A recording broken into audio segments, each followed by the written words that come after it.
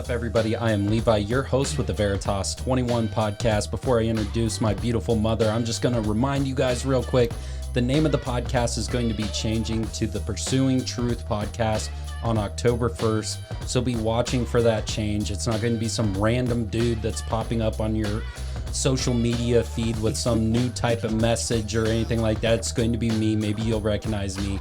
Maybe you won't recognize me, but you'll also see in the artwork for this new series titled Boundaries, the new logo in the top left-hand corner. If you guys would reach out to me, there will be a link in the bottom of the description to reach out to me on email, reach out to me on Facebook or any of the social media platforms, including Instagram. So I got my beautiful mother, Kim Maddern, with me. How you doing, Mom? I'm doing good. That's good. You want to tell a little bit about yourself, because I failed to do that on the first 19 tries? Good idea. We still have a lot of humor between us. Yeah. So Levi, you guys would enjoy the bloopers. Actually, Levi's my baby. I have 7 children. Well, actually 8, including a stepson I have. So 4 boys, 3 girls, over a range of how many years? My oldest is 40. I don't know. You're old. My oldest is 46, and you're going to be 28. So how many years is that? Don't say that out loud, because I'm on that slope now, going downhill. Yeah. I climaxed, I think, at 26, and now I'm going downhill. I know, but can you imagine how I'm going to feel when you turn 30? Yeah, you're going to feel real old. I do have a little bit of sympathy for that. Thank you. Yeah. That's all right. You can still keep up. It's okay. You're aging gracefully. Thanks. Like fine wine. Yeah, like when I laugh, my eyes disappear. Anyway, so in the majority of those years, I was a single mom. Since you were 2, I was a single mom. And I bust my butt to support them. And I ran a daycare for some time, and then I have worked outside the home. And presently I am semi-retired, but I do run a business called Stitches of Remembrance. And that's not so mixed up, which is what I said last night in the vlog, because Yeah. I can't get anything right these days. Yeah. Well, so mixed up was when I first started sewing, thinking I'd sell some goods. And then really within a couple of years, I really realized that it was not giving me any joy with what I was doing. So I started doing what I really felt that God wanted me to do. And I don't know if we've talked about it or if you talked about it, but, I did lose a son, Caleb. And out of that, I felt the need to do something to bring me joy in his loss. And so that's where I started doing Stitches of Remembrance, where I take lost ones' clothing and make them into memorable items for people. So, and that's brought me some great joy, and it's been a very good experience for me. It is interesting that oftentimes in the midst of our sorrows or any of the difficult times that we experience in life, that oftentimes we can actually find a sense of joy in, reciprocating that same love that we had for that person and giving it back to other people through remembrance of other people. So you do that's why it's called Stitches of Remembrance, because you make bears and sometimes pillows and quilts and all different sorts of stuff. I mean, well, I do try to do pretty much anything somebody tells me. I mean, I did make a gorilla. I wouldn't say it was my best work, but I did it. That was one of the new, but dogs and cats and, pretty much anything. And I'm going to make my announcement that come the first of the year, I'm going to be coming out with a whole new line of stuff. So. Oh, really? Yeah. Can we disclose? Well, it'll be different animals. Hey, she's going to have a whole zoo line. Kind of, sort of. Well, it's not that I don't enjoy bears. And bears is a typical thing that people think of remembrance because it's just one of those items. But I'd like to think that people can be creative too. And, if your loved one loved a horse, let me do a horse. If your loved one loved cats, let me do a cat. Yeah. So I just want to offer different. Well, because right now you're just repetitively doing the same thing, and it probably, when I was building cornhole boards and running my business out of the garage, I just got tired of building the same thing all the time. It didn't matter if the logo changed or the color changed or any of that. I was still building a stinking cornhole board. Well, mine's a little different because each piece of fabric is different and each memory in that is different. So I get the privilege of hearing their story and then praying for the family. And so that's different for me because I have more of a channel through it than. But yeah, I'd like to make something different than just bears. Yeah. Yeah. So Well, anyway, we will approach the elephant in the room, even though I know you guys have been looking at me like I'm the elephant in the room, but it's actually this book right here, Boundaries, yo. Mom and I have talked about this multiple times in the midst of me doing podcasting. She keeps saying, we need to do something on boundaries. And so that's kind of where this new series is coming out from, because a lot of times people do struggle with establishing boundaries in their lives. I've struggled with establishing boundaries in my life. But Mom, why was it something that you continually reached out to me about and wanting to do a series on boundaries? well, like you said, listening to your podcasts and I know you're reaching a younger generation of people. I kept hearing the thing about your self worth, self growth, self love. Where do you stand in your beliefs and things like that? And I kept thinking to myself, do these young people even understand the whole concept of what a boundary is and how that definition can define how things will be in your future?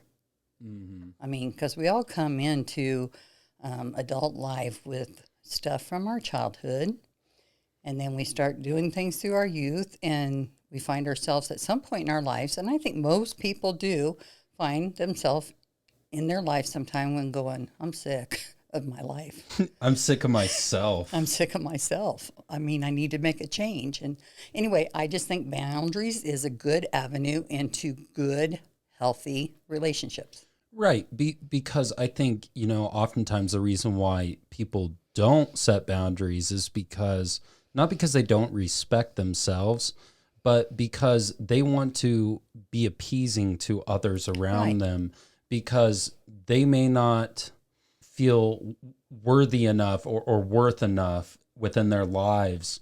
So what they'll do is they'll kind of just suppress those things and put them into others around them. You're right. Yeah. And it kind of goes with like what you were saying last night, talking about, you always being a yes person. What was that like, and what made you be a yes person? Because honestly, I think there's a lot of people that are yes people now, that we don't want anything disagreeable. We don't want any type of argument. Right. We don't want to have confrontations within our lives, even though great things can come from confrontations when they're done in the right way. Right. Well, for me, becoming a yes person, I think stems from my childhood. Little background, my parents were divorced when I was very young, and there was 4 of us kids. And at some point, by the time I was 10, 11 years old, my oldest brother and I were put into foster care, and my 2 other brother and sister stayed with my mom. And that kind of set a snowball effect for me in the sense of I closed myself out to accept love, but I knew I could give it, but I couldn't accept it. And in giving love meant I wanted to be noticed. I wanted to be affirmed that I'm here. I wanted attention. I wanted to, be that person that people liked and wanted to be around and stuff. And I started developing this, never saying no to people. And I would take on more stuff and more stuff, or I allowed my boundaries to be compromised with men in my life. I allowed my, I just didn't have a solid footing under me to know what my yes meant, what my no meant, and where my foundation was. Why do you think that you maybe struggled with that love and finding those things in life, like at the beginning of that? Well, for me, it's because I never seen it from my parents. I mean, all I really remember of my parents is conflict and angry conflict. And, my dad was abusive with my mom, and my mom was a little passive. But because of her passiveness, she became resentful and bitter. And so those are the emotions that I grew up with: anger, hurt, fear, And so nobody ever told me what to do with those things. So I'm going into my young 20s going, okay, I'll do it like my mom and dad did because I didn't know what else. Yeah, you didn't have a solid example. No, I did not. So I think, for the listeners, I know I have quite a big following of single mothers, single parents out there. And I think that this is the awesome part about you getting on the podcast. Like you said, raising me from the age of 2 by yourself, but not just me. I had a twin sister and I had an older sister as well. And I believe, Caleb and Rusty were in the home until I was like 8 or 9. So you're raising at that time, you're raising like 4 or 5 kids in the home at one single time. Right. And I think, for single parents out there, it's extremely hard to set boundaries. And, I was reading the first chapter of the book today, and the main character, her name is Sherry. And Sherry I believe she had 2 kids, and she was very passive in her life. Yes. And she whether that was with work, whether that was with her marriage, but again, apply it to being a single parent. But there was an instance where she had a parent-teacher conference, and in that parent-teacher conference, the teacher reached out to her and said, "Hey, your son is not behaving. What is going on at home?" And Sherry's knee-jerk reaction was to turn to the teacher and be like, "Well, why would you say it's my fault?" And then so the teacher probed just a little bit more, and by probing, then Sherry just started breaking down crying. Right. And when she started breaking down crying, then the teacher felt remorseful for bringing up that topic. Right. And I think like a lot of times, when we, on the other end, when we probe other people about, what's this conflict? What's this issue within life? When we probe, it is like, we will be like, oh shoot, the level of empathy and compassion where, oh, I shouldn't have. But the reaction you get is usually aggression or standoffish or what are you talking about? Exactly. The defensiveness of putting up that wall. Right. And what I found fascinating about that is then Sherry still hasn't recognized that here she is in her job being passive. Here she is in her marriage being passive. Here she is in every aspect of her life being passive. And then not only just her son that this was playing out with, but also her daughter, that her daughter was looking for direction. And because Sherry was being so passive, then her daughter became resentful of her mother because of it. Yeah. So taking away from that story tells you kind of, how important it is to potentially be able to at times say no. Right. Talking about being a yes person. I've struggled with being a yes person. I would say now I'm not a quote unquote an agreeable person. I would almost say I'm a very disagreeable person.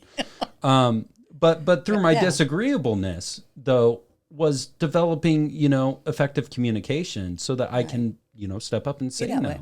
Well, and that's kind of where, my early 20s into my mid 30s, I'd say, raising the 4 older kids before you guys even came along, a lot of my emotions that came out during that time was anger. That was the emotion that I could pinpoint, that was anger. And that partly was because I didn't know how to say yes appropriately, and I didn't know how to say no appropriately. I didn't know how to communicate what my needs were, let alone trying to figure out everybody else's need. And of course, by then I'm a single mom, with the first 4. And I was determined to be a great single mom and not have that stigma put on me of having children fail simply because I was a single mom.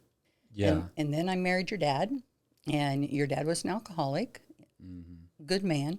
He had a problem. And there again, I didn't have boundaries with him. And yet I was still basically operating as a single mom. And by the time you guys were 2, we were apart. And again, my mode was not the nurturer, but the provider, the head. And so I taught them life skills, I feel like, but I didn't nurture. Yeah, and I've said that in the past too, was there were times where I felt that you were emotionally absent.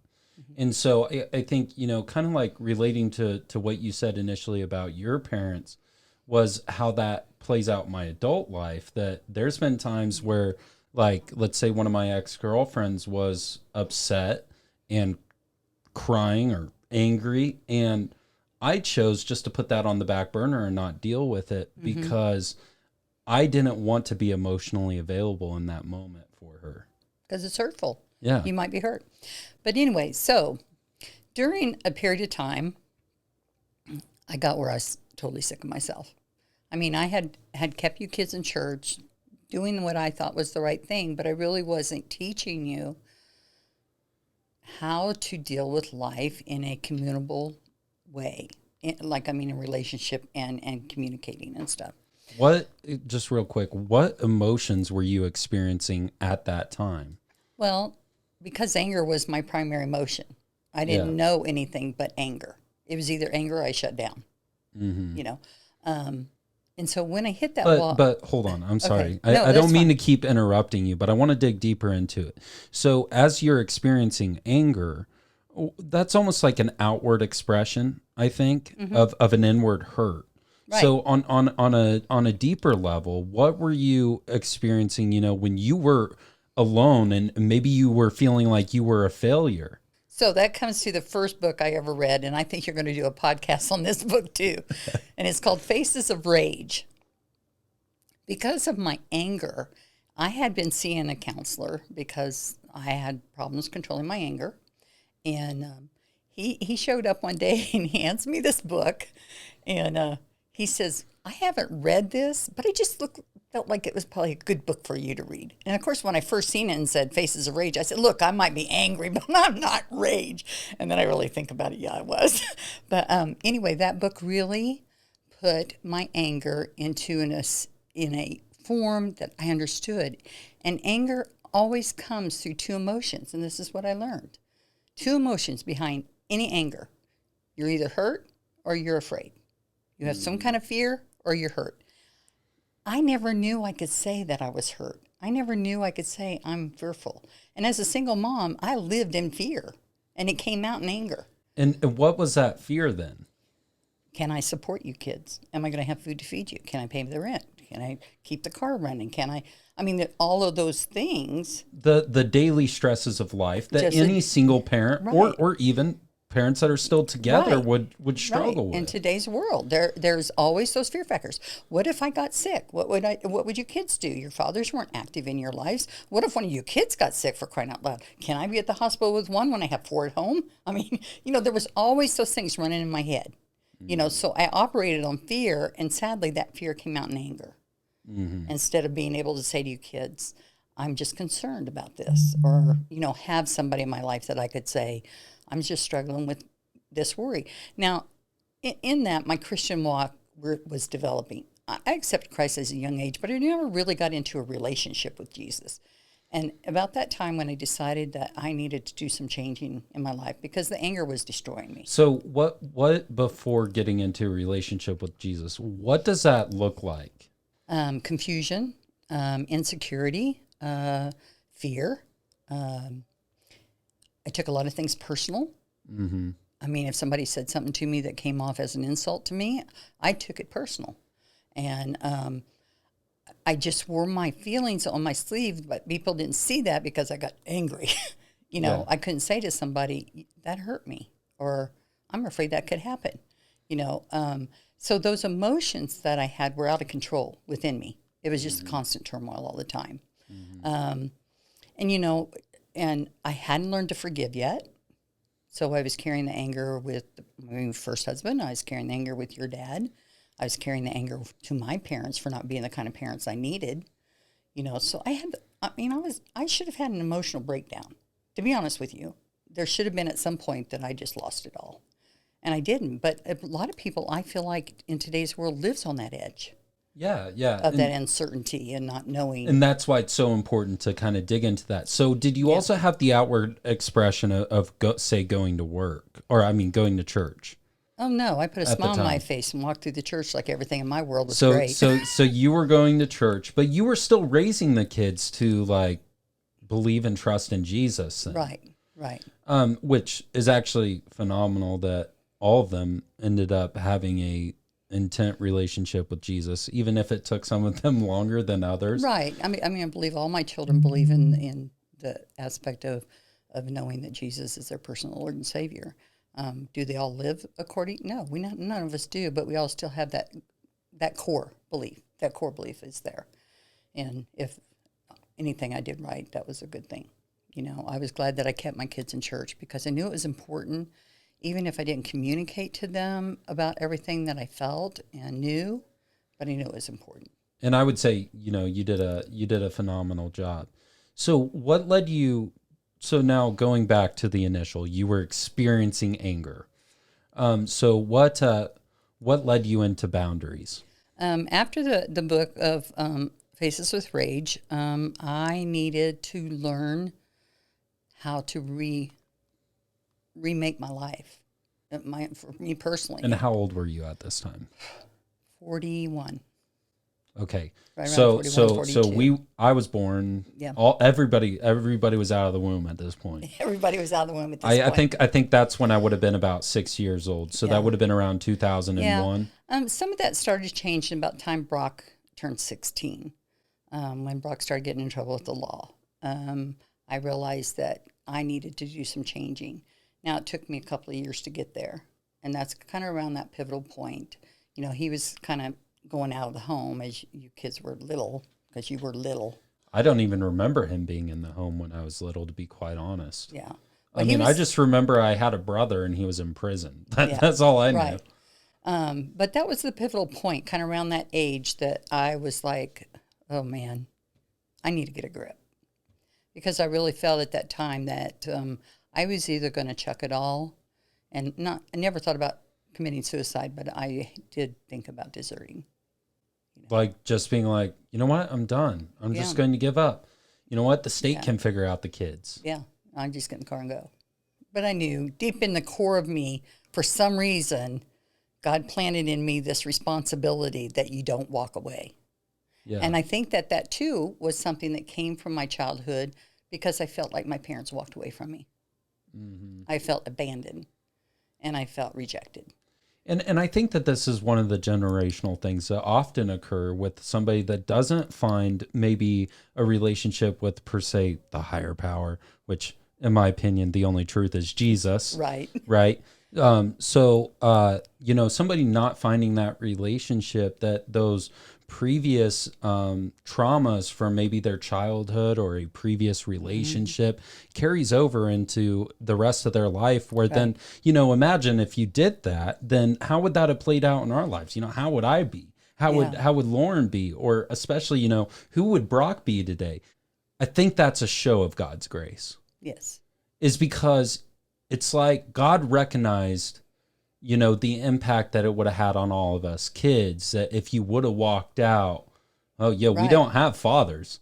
So we're within the state. And so, through, it's just amazing how God works. And I'm just trying to communicate. But I think, even when I think about it, even though I knew Christ as my Savior young in age, I didn't have a relationship with Jesus, but I had the forewithal that church was going to be important. And I feel like that was God's grace and mercy in my life. That was God's blessing in my life, that even though I wasn't doing everything right, or I wasn't even living right sometimes, God still had a hedgerow of protection around my kids. Mm-hmm. I mean, did you guys deal with some stuff? Sure you did. But I do believe that when we look back now, we see Brock, we see the things that happened in all of you kids' life, God still showed up. Yeah. And what's interesting about that, and I think this is an important takeaway when it comes to boundaries, we have to recognize that God says no too. Yes. God ordained boundaries. Yeah. I mean, God made boundaries. And so that's the reason why it's very important to learn. So let's get on to, finding this book. One more thing though, okay. And I'm sorry.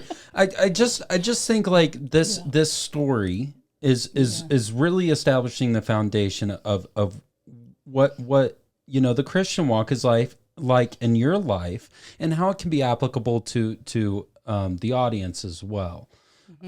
Because here you are, Brock is 16. Okay, that would make me 4 or 5 years out from being born yet, correct?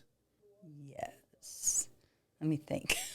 Boy, numbers are hard for me. I know. Okay. So I'll just put it into my understanding so far. So he's 16 years old, and you start seeking God at this point. You've opened up your heart a little bit to your relationship with God. Yeah, I realized it can't just be going to church on Sunday. I had to get in my Bible. Right. So you started getting in your Bible, but you didn't actually devote your life, your whole life, your heart, your mind, your soul to Jesus Christ until after he was out of prison around 2001. So that would have almost been a 9 to 10 year period of you just kind of in that seeking phase per se. Right. No, I really dived in once he went to prison because I knew I needed to really grow at that point, even though I still had some knowledge, to give him and some encouragement. But I had to find peace. I had to find peace in the fact that my son was in prison. And so, I really started, that's when I, kind of came across boundaries. I kind of just hit that place that I just fell, literally, and I'm not kidding you, fell flat on the floor, face in the carpet, crying my eyes out saying, God, I got to do something different here. And I don't know what it is, and you're going to have to show me. Because I had no clue where to start. I mean, I'd gone to counseling here and there, with our marriage issues and stuff, but it never got to the core of what was really the problem. And so I went on, I called it a 6-month search, and I went to Barnes & Noble, and I started walking the aisles, and I knew I wanted Christian books, and I started walking the aisles, and I said, Lord, you just got to prompt my spirit and give me the books you need me to see, and after, that pastor gave me that book, Faces of Rage, it was, Lord, just placed books in my hand. One of the books was called Signature of Jesus by Brennan Manning. That book was very pivotal in helping me to understand that how much Jesus loves me. Because, I remember I said, by the time I was 12, I decided I was never going to let anyone love me. I can love others, but I'm not going to let nobody love me. So I kept Jesus even at that place.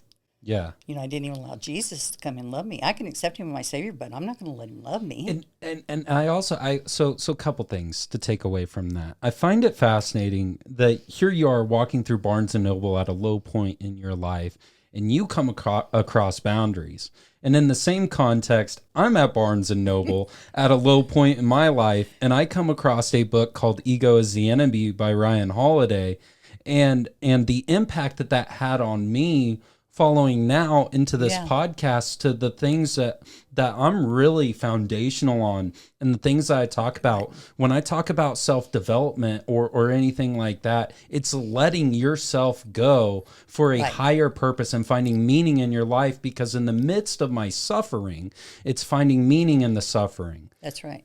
I got to the Book of Boundaries. I opened up the Book of Boundaries and it was a light bulb went off for me. I mean, I seen that when I say yes to someone, I have to, bottom line is, let's define boundary a little bit. Boundary is, if you're not going to be able to set your boundaries until you start figuring out who you are, what your values are, what you believe in, what your convictions are. You got to have a kind of a outline, I guess you'd say, or putting that foundation under there, learning things about the skin that you live in. What is not comfortable with your skin? Are you somebody that likes to be approached and touched? Are you not? Do you, your likes, your dislikes, and the things you desire in your life? You've got to learn to be able to say, you hurt my feelings, or you've got to be able to say, I'm very disappointed with that. You've got to learn to express your emotions. So that foundation of that has to be there before you can really dive into practicing your boundaries.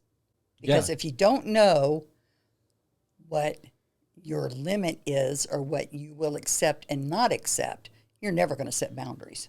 Because it's far easier to say yes with no boundaries than to say no and deal with the repercussions in the relationship, as opposed to dealing with the repercussions internally when you continually say yes. Yep. I think that's far harder internally. Right. That's the perspective, that I kind of got from Sherry. Is here she is. She's extremely unhappy in her life. Even though to everybody else, her outer shell Yeah. probably says to everybody else, "Oh, here's Sherry. Like she's extremely happy to help everybody out. Anything I ask of Sherry, she's a great, loyal, respectable Right. worker, Right. and she'll say yes to anything I ask her. She's the yes man, the yes woman. I mean, I was a single mom. Remember when we first started Central Christian Church? You know what? I'm kind of upset that you found this book because there would have been so many more times as a child where you would have told me yes and I would have got what I wanted. Probably. Or no, and not got you what you got. No, but I mean, you were 2 years old when we started Central Christian Church, okay? And actually, I had 6 kids still in the home then. And I was going to this, I'm sorry, I call it Six Flags Over Jesus. The place is humongous. And I had to walk every inch of that campus dropping you kids off if it's your different Sunday school classes, okay? You were all dressed, clean, hair slicked. We all looked good. And people literally would come up to me and say, I can't believe you're a single mom. You got all your kids here on time, and they all look good. They don't know the yelling and screaming I did to the kids out in the van. I mean, You're going to present yourself right. yeah, you're going to behave. You're going to act good. You're going to, and really, I had a look that the kids just understood. Don't cross, didn't I? Oh yeah. I mean, guys, I'm not gonna lie here. Now, my mom wasn't abusive by any means, but she was beating me till I was 16 years old. If I was getting out of line, she's gonna make sure I got in line. But I think, you did that even in your midst of having anger. You still did that with a sense of control that, like kind of what I've heard about your father. What did you experience with your father when it came to abuse? Well, he I mean, he didn't have a problem knocking us across the room. I mean, bottom line. I mean, he split my lip several times. I mean, so that's the reason why I wanted to bring that up, because you never did that. Because you did have, again, here's another example of a boundary that you had, that even in the midst of your anger, when you were going to discipline us, when I say beat us, now this was a Hot Wheels plastic track that was flexible and would leave 2 nice lines down your rear end. And it's not like you beat us to a pulp or anything. no, you didn't have bruises to show. You might have had a welt for a little bit, but you didn't have bruises. But to put it into context, like, because this is kind of, I guess, maybe countercultural talking about this, and maybe I shouldn't be talking about this, and I don't know if you're comfortable talking about this. I don't know. But I needed that because I didn't have Dad there. That I needed you to discipline me that way. Yeah. I mean, some of you kids, like I'll take Daisha, for instance. I probably shouldn't mention my kids by name because they might be embarrassed I'm even on here talking. She was a very conscientious, did not want that kind of discipline. So she was a pretty good kid. I could say probably I spanked her maybe 5 times in her life, if that. Brock got one every day. Lauren got one every day. You didn't maybe. I only got one once a month. Well, in his younger years. It was worse when he's older. But each one of you kids had to be disciplined in a different way. Yeah. You just did. I mean, and that's what I had to learn. How do I discipline each one of you kids differently? Because I couldn't do it the same with all of you. But I want to say this about my dad.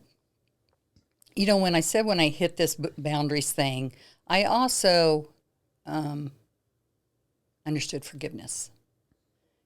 I knew that Christ had forgiven me on the cross, but how to forgive others and let things go. So I'm going to take my dad, for instance. The majority of my life with my dad, all I can remember him being angry and abusive, knocking my mom around, not tolerating much out of me. If I said something that he just didn't settle, I was not surprised by backhand, okay? So when I needed to start forgiving, one of the things I did, I talked to other family members because I wanted to know where my dad came from. I wanted to know where my mom came from. I wanted to know what kind of childhood they dealt with and what kind of parents they had and stuff. And little did I know, because my dad never spoke about it, that my dad was extremely abused when he was a child. Extremely abused. My dad had burnt hands from his dad putting his hands on the cook stove. Okay, see, and that's what I had heard, and that's kind of what I was referencing, because I didn't know if you experienced that. No. Okay. And that's what I mean. I was able to look at it and go, my dad, I'm sure, thought he wasn't abusing us because it was nothing compared to what he had. Yeah. So even now, here's my generation and having kids, and I'm not abusing you the same way my dad did me, but it was Right. still abuse in a sense, you know. No, no, Yeah, no, no, you no, don't think no. so? Absolutely Well, not. Lauren would differ. Lauren says I beat her, but anyway, Lauren was a problem. But anyway, Okay. What I experienced as the favorite child, if you guys watch the vlog, of course, I have the biggest picture in the living room, right in the dead center, me in uniform and everything. I just made my mother so stinking proud. he was Mama's boy. He was. Yeah, hence why I'm still single, because nobody wants to date a mama's boy, you know? Well, I think you've broken that a little bit, but anyway, so I just want you to understand that we are a product of our environment and what we grew up in. But I just would really encourage people out there, and I know there are the worst case scenarios of abuse and stuff like that. But if you could understand where your parents came from too, would help you understand why you are who you are too. And there has to be a forgiveness if there's going to be growth. And the blessing in that is that God showed me how to forgive them, knowing that they'll never be the parents that I needed or wanted, but they did the best they knew with what they had. And it brings up kind of a interesting, to bring that into context of anybody that has watched this movie, The Shack. Yes. Because that's like God's grace in that moment, where you see it at that time. Like, I got to forgive him because I don't know what he went through. Right. I don't know his experience. Right. And I think like that's a key element of forgiveness is understanding. Right. And forgiveness isn't for that person. It's not saying that what you did's okay and I can forget it. What it does is releases you from holding it. Yeah. It releases you from having that seed of anger, resentment, bitterness, And so that was very freeing for me when I forgave my parents because Just real quick. I know I keep interrupting you, but I want to really dig into the things that you're saying as with forgiveness. Would you say that you, once you quote unquote forgive, it's just like this lofty thought that poof, it's gone? Or is it like continual forgiveness? Continual. But it also, I learned boundaries with my parents too. So that's what was good for me is because now I'm learning boundaries. I'm at that point of learning boundaries. So in my forgiving them, I learned this, that I could be on the phone, say to my mom, I love my mom, but she had a lot of resentment and bitterness. Just things never worked out too well. I mean, the way she needed to in her own life. And so she allowed bitter and resentment to kind of come in. When I would be speaking to my mom on the phone, when she got to that point to start complaining, for a better word, or having those things that didn't make my inner core feel good, I would say, Mom, I love you, but I got to go. And I would hang up. I learned where I could stop a conversation from getting to the point that it started to boiling up feelings that I didn't want to deal with any longer. Like I didn't want to feel ill towards her. So I would end the conversation. And, I'm grateful for that. Grace and mercy again played in that. Then when my mother got cancer, I was able to bring her into my home and love her. Yeah. I could love her and take care of her and not feel angry that I was doing that with her. I felt like that God really gave me a gift that I can build a relationship with my mom. Yeah. And that was grace and mercy for forgiveness. That's a gift he gave me for that time with her. Now my dad, he came to know the Lord and started really living for the Lord and stuff. And, forgiveness came probably a little easier for me with my dad. I remember Grandpa that way. Yeah. I remember, he always had the WWJD ring on. What would Jesus do? Yeah. And stuff. But, that was and to see my dad then, and you guys didn't see my dad before. You didn't know him. Was he an alcoholic or? No, just anger. Just anger.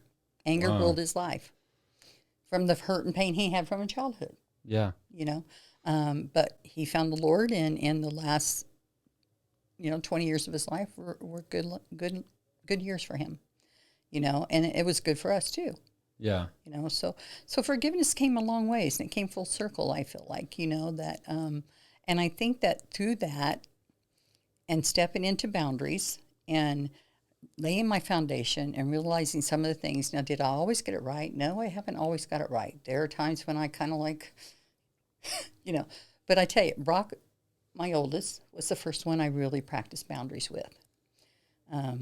Like I said, he did go to prison, and I remember a statement that your dad actually made to me, because he said to me one day, he says, "You don't even act like you're upset that he went to prison. What kind of mother are you?"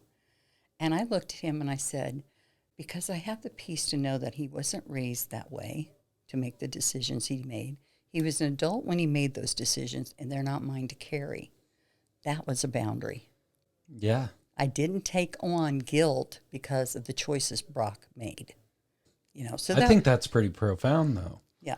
A lot of people would be upset when their child goes to prison or whatever. But here's something that you experienced as well, was like, you got to take personal responsibility. Right. So if you got to take personal responsibility, then so does your child. Right. That he made this decision. Yeah. And so for you to carry that would have just carried more resentment for you and more hurt for you in that moment. But that also comes from you trusting the Lord in that moment, that God's working here. Right. And it's out of my hands. And I actually delivered Brock to the Lord, because I knew once he's behind those bars, I had no control whatsoever in his life at that moment. And I either was going to trust the Lord to protect him. Now, when and this is totally getting off of boundaries kind of, in a sense, but I trusted the Lord to not put a hedgerow of protection around Brock, because my thought is this is another thing I learned in boundaries. We have to be careful as parents to pray a hedgerow of protection, because sometimes God's going to use that pain and that hurt and those wrong decisions to grow that person somewhere else down the line. I apply that, to my own life with Dad not being present, that it actually put in me this desire to be who my dad never was, which is to be the best man possible. So, growing up, what were the things that I valued?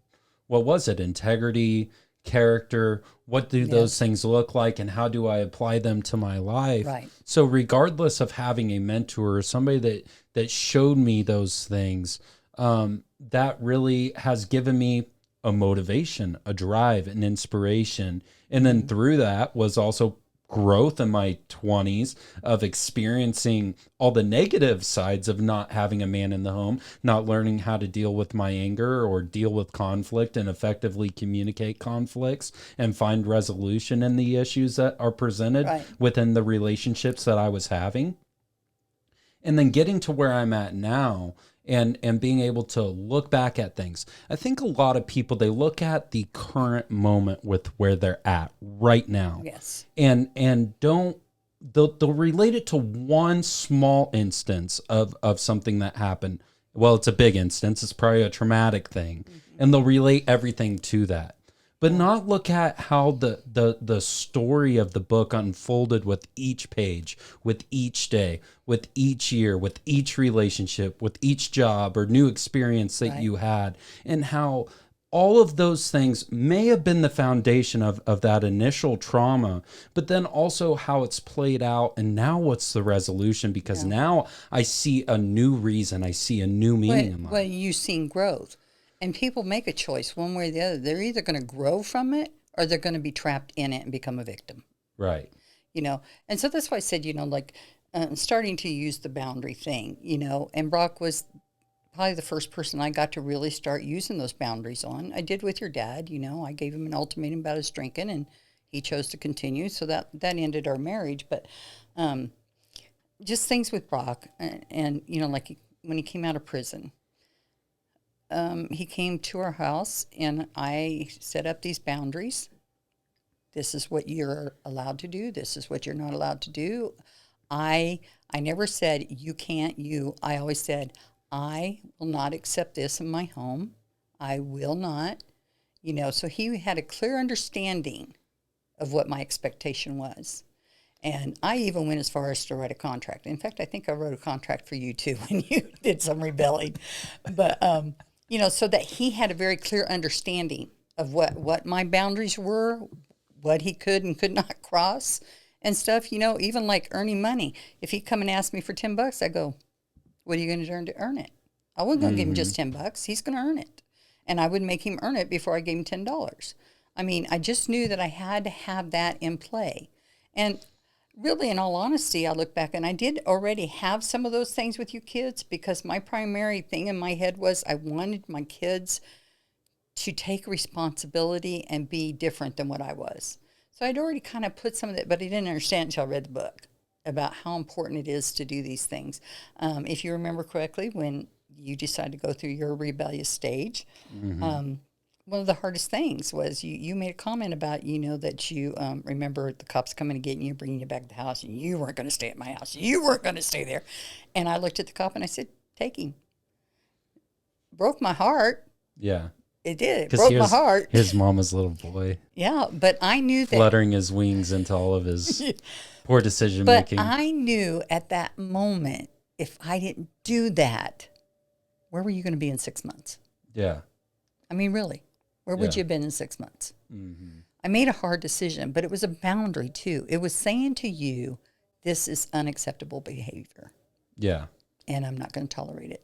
Which, I still find it interesting, because I remember at that time, I was still like, where I'm at right now isn't where I'm going to be.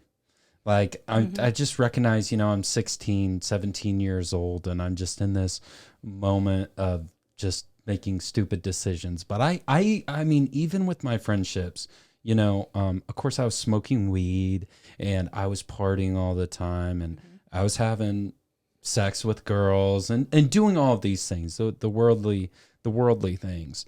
And I still had boundaries though. I mean, I remember being in a house when I was 16 years old, and there's a group of friends that I was hanging out with that were smoking meth with their mom, and I was there.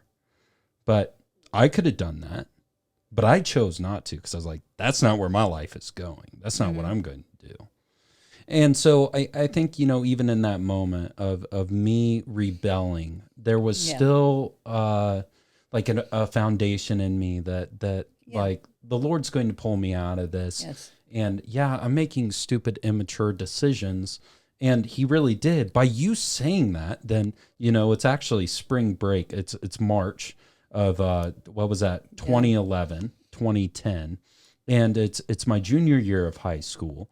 And I'm finally, all off season, I was busting my tail to go to varsity and play baseball, right.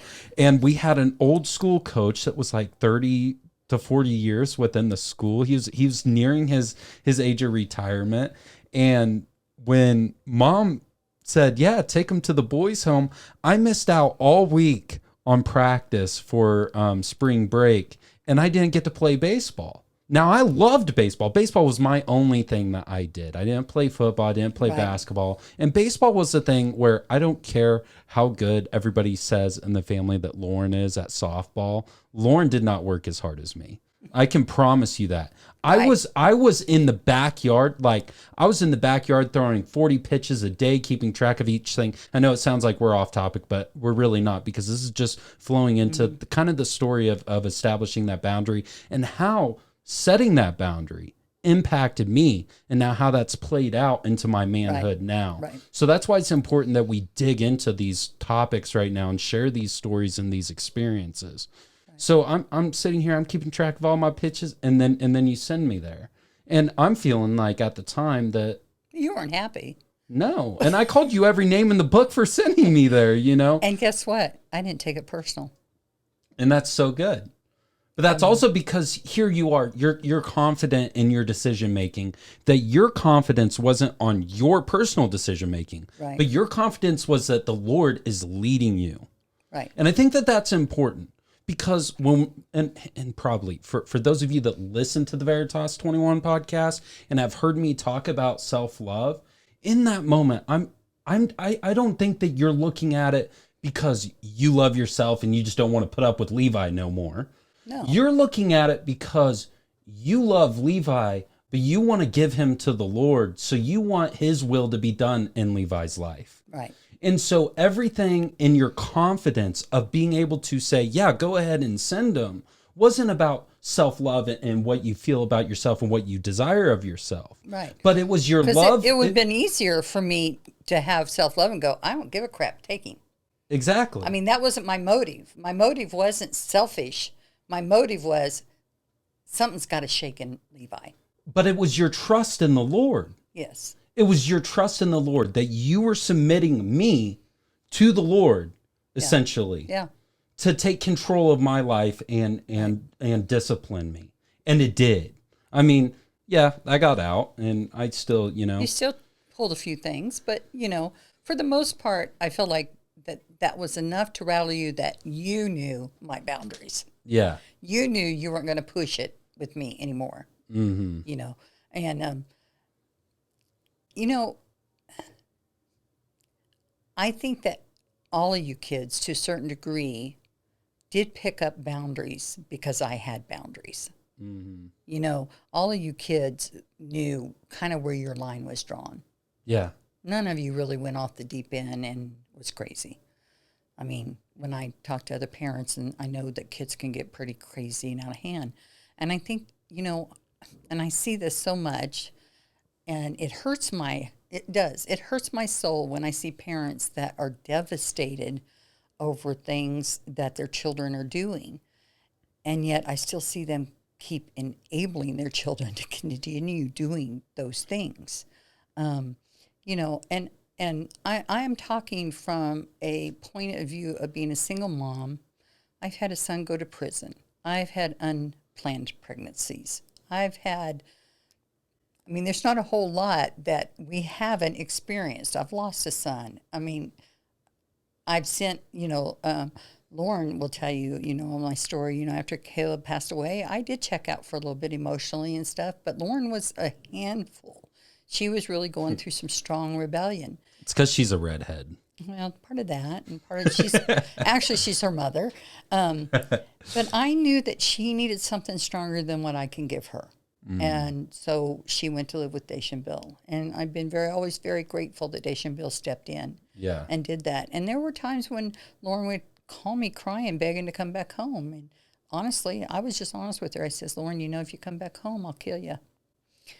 I just winked at the camera. I want her to see it if she watches this.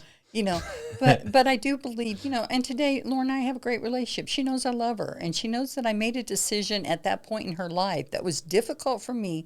And you need to stop and think about this too. We parents get pride sometimes, that we can't admit that we are wrong or that we didn't do something right. And to give our kids over to the Lord to do what he needs to do in whatever situation that is. So I knew for Lauren to be able to graduate high school and come out stronger than she would have been, she had to have an authority figure such as Bill in her life and letting her go. Same way decision when I sent you to the boys' home. It was crushing. Same way decision that when Brock called me up from jail and said, hey, Mom, I need a lawyer. And I go, I'm sorry. I'm not paying for your lawyer. You're guilty. Those were hard decisions that I've made with each one of my kids. There's been something that I've had to make a sacrifice for my own heart for the sake of their hearts. I have to say, because I want to hit on this because it's very key to everything that you just said. The phone call from Brock and Lauren calling to come back home and you sending me to the boys' home. And in all of those instances, on the receiving end of the no, was like, she doesn't love me. See, and that's the trust in the Lord there too. Yeah. Was that God's working here. And they may feel like I don't love them, but I recognize the need in their life at this moment. And I learned because of my trust in God and the boundaries that this book helped me set up, that even when you called me a lot of dirty names, Brock has called me lots of dirty names, and he's said things to me to hurt my heart and stuff. I never took them personal because I knew what was coming out of their mouth was not directed at me. It was directed at their own self-worth, their own inadequacy, their own anger within themselves. Mm-hmm. It was coming from them. not directed at me personally. And so I didn't take it personal. Well, and that's what Satan wants. He wants to discourage. He wants to bring us down and make us feel inadequate. Right. And that we can't be confident in our decision making, that we can't rely on the Lord, because that's what Jesus, or that's what Satan wants. Satan wants to take away that trust in the Lord, so he gives you doubts. And another thing is, like taking responsibility. I love this. You make me so angry. No, I really don't make you angry. You choose to be angry. Right. And I had to learn that for myself. Nobody was making me mad but me. Emotions are a choice. It reminds me of the Proverbs 4, I want to say 24, if I can remember it correctly. But guard your heart. Mm-hmm.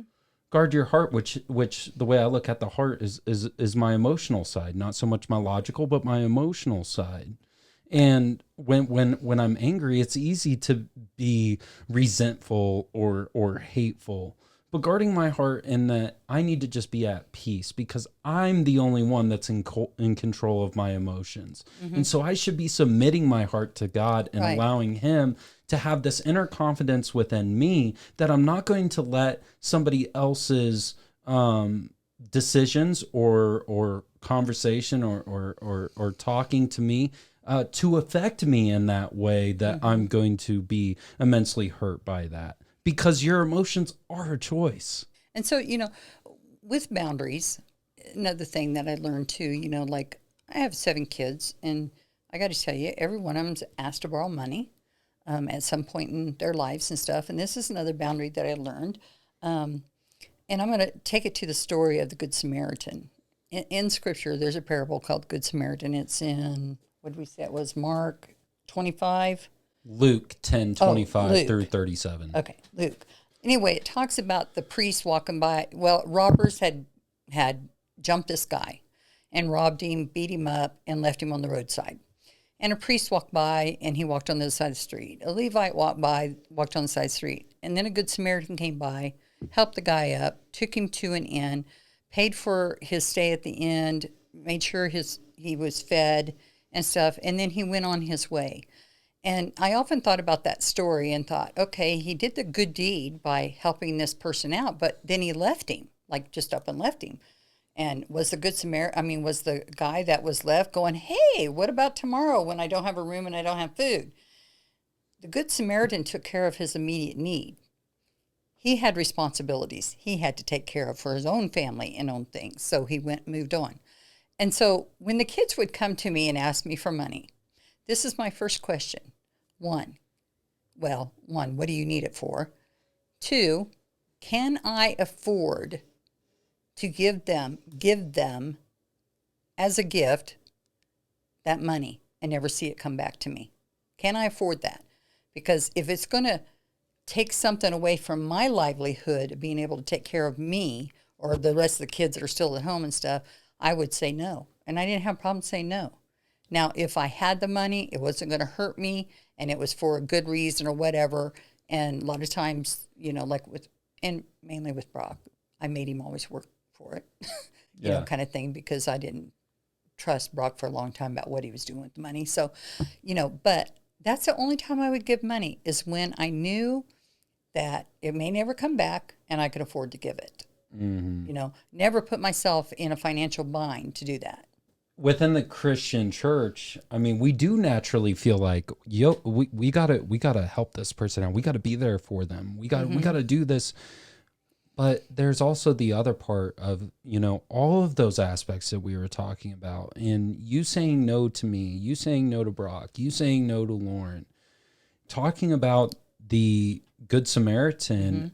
It's like we often overly extend ourselves for the people around us. And it's simply out of our love and maybe from the Christian perspective of being there for these people that are in a hurting moment in their life, and not looking at it sometimes as putting it into perspective with what you were talking about, me, Brock, and Lauren, was at that time, it's taking that time to look at them and say, you're responsible for your actions and you're going to be held accountable for what you've done. Right. And that the Good Samaritan, taking them, it was essentially like a hotel, right? An inn. An inn. What is that? Well, like a hotel, they rented rooms. It might Okay. be somebody's home and they just rented a room out. Right. You know? So help them out, take care of them. Uh-huh. And what was the rest of the parable? Like what was the context of that? Well, the context is a boundary again that God set up. That yes, we should help others out and serve others and stuff, but we also know when that line is drawn where you're not enabling that bad behavior or enabling those actions that can be detrimental to that person. Like, okay, the guy got robbed. We don't know why he got robbed. He may have been a good guy that just happened to be in the wrong place at the wrong time and got robbed. Okay, his initial needs were taken care of, but that didn't mean that next day or so he didn't need to get up, get back to work, make an earning to take care of himself. Right. Okay, what about that person that gets robbed because he's in the dark alleys making a drug deal? Okay, where's our responsibility lie to help that person? Right. You know, okay. Because that leads to codependency. Right. Then at that point, Right. if we as people are overly extending ourselves to the people around us, it can often lead to codependency.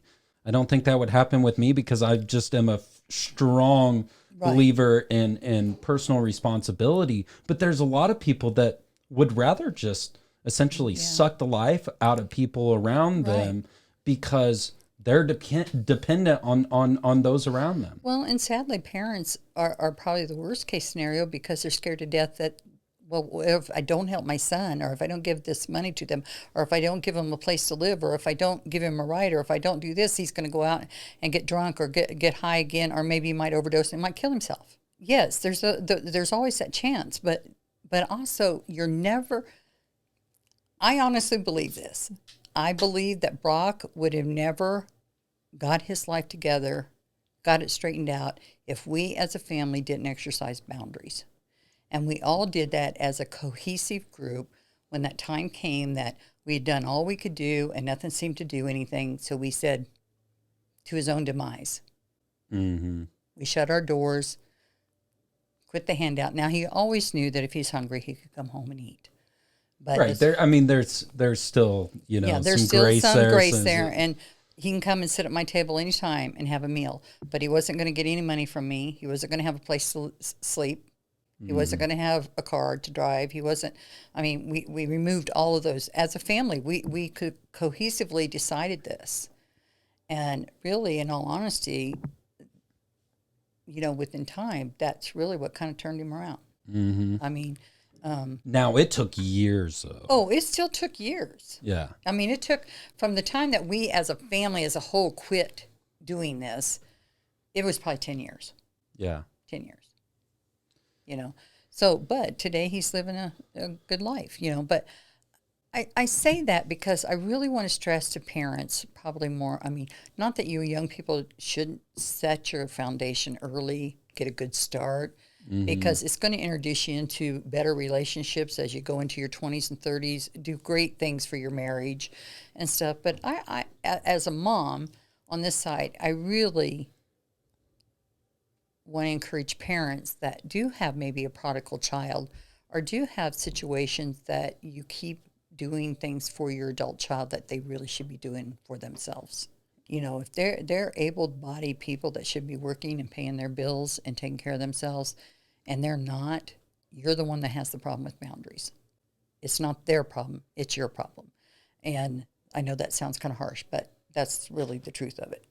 Is that it's your problem. In this culture, no is harsh. I think we should wrap this up here because I think, we had a phenomenal conversation about your personal experiences, how that applied to my life as your favorite child. Not really. I'm totally kidding. Not really. But a couple things for you guys as listeners, a couple things that I hope that you took from this and that you'll continue to take away from this series as we progress into digging further into boundaries, because we're really going to break a lot of these things down on a much deeper level. This is kind of just that establishment of why establishing a boundary is so important. And I hope that's what you guys got here was we're defining it right now. So can you set limits and still love somebody? What are legitimate boundaries? What if somebody is upset by our boundaries? Why do we feel guilty and afraid when considering boundaries? How do boundaries relate to submission, and are boundaries selfish? I hope that those questions were answered through this conversation that we had today. And I'm more than welcome. I'm welcome questions. If you're in a situation, you're dealing with it, I'll hear you out, and I'll be as truthful as I can with you. And some of those times, it's just really hard decisions that need to be made. Well, I will give you guys kind of a way to reach out to us. Unfortunately, Mom does not have Instagram. Do you? No. And I don't have If TikTok. she does, she probably has me blocked. And I don't have TikTok, and I don't. I have Facebook. So there won't be any links to any of Mom's social media accounts, because like she said, she only has Facebook. I think that Facebook is a little bit more personal within your own tight-knit group or whatever. But for me, if you have a question for Mom, I will relay it to her, and we will discuss it on the next episode of Boundaries. Links will be in the bottom of the description for Instagram, Facebook, Spotify, Apple Podcasts. Please leave a review over there. And then all of you guys that are watching this right now on YouTube, I hope that you have thoroughly enjoyed the quality. I see a lot of video podcast episodes where the quality isn't that good. And I hope that this really turned out, was appealing to your eye, because this is really my passion, to get behind the microphone, get in the studio, dig into in-depth conversations that we need to be having within culture in our pursuit of truth to find solutions to current day issues within culture or within your home or your personal life. So you guys be safe. Thank you so much for watching. Don't forget to subscribe on YouTube. God bless, and we'll see you guys next time on Boundaries.